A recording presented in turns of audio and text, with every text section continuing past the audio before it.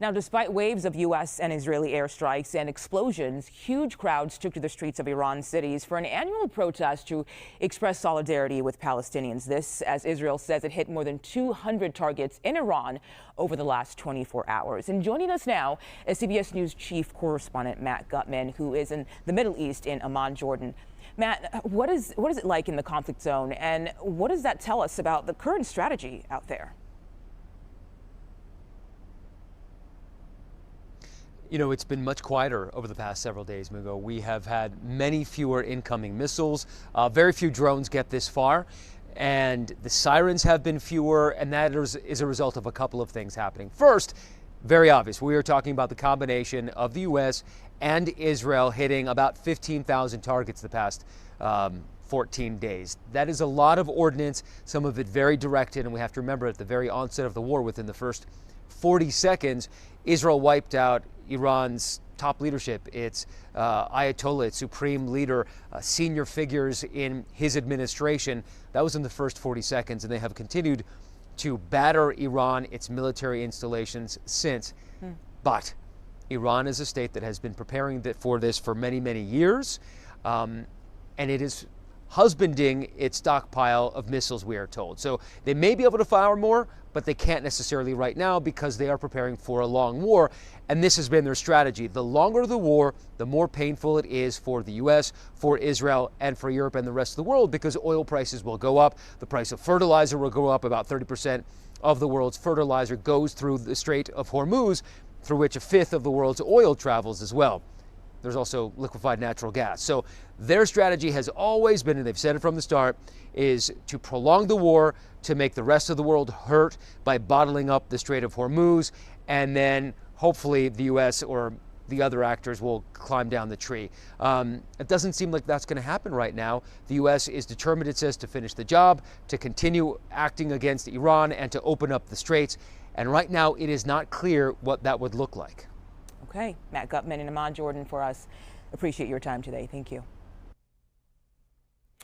And now to the White House, because there is a report from Axios that President Trump told G7 leaders in a virtual meeting this week that Iran was, quote, about to surrender. Joining us now is CBS News senior White House correspondent Weijia Jiang. Weijia, what is the president saying about the status of the war today?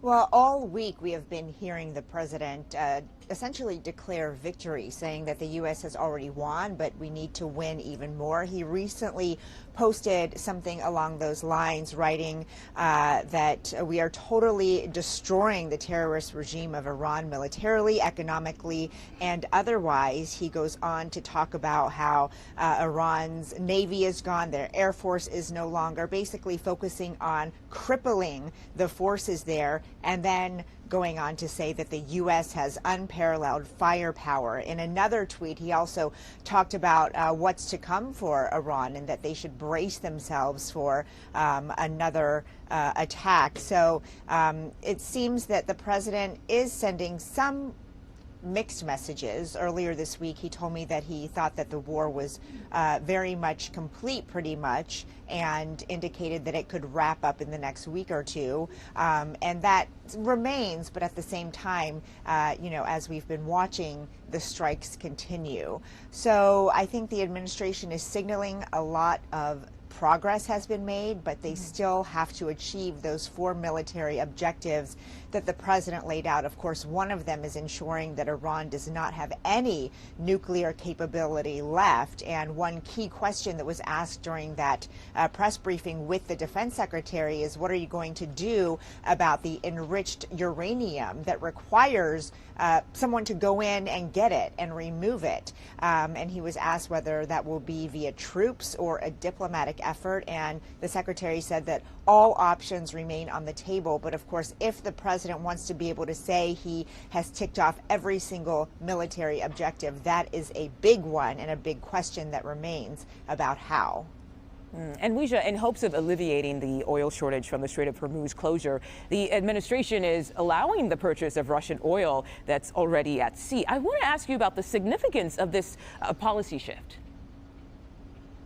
Well, it is a waiver for 30 days. Of course, there were punishing sanctions on Russian oil because the profits from Russian oil is used to fund the war right now against Ukraine.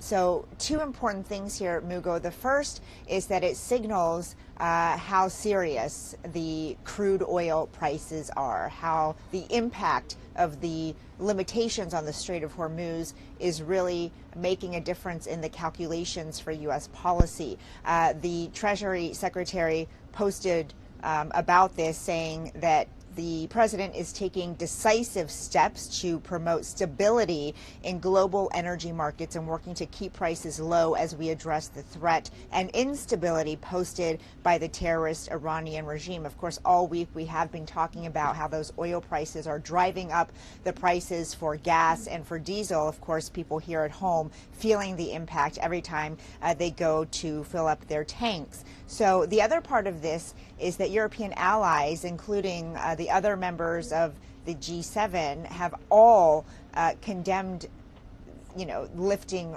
Russian oil sanctions because, they say it weakens Ukraine, obviously, but also makes Europe more insecure, less safe. And so it is an example of the president taking unilateral action despite what allies believe is the right thing. But again, it shows how important it is for the president to try to keep gas prices down amid this war. Mugo. Okay, Weijia Jiang outside the White House for us today. Thank you so much.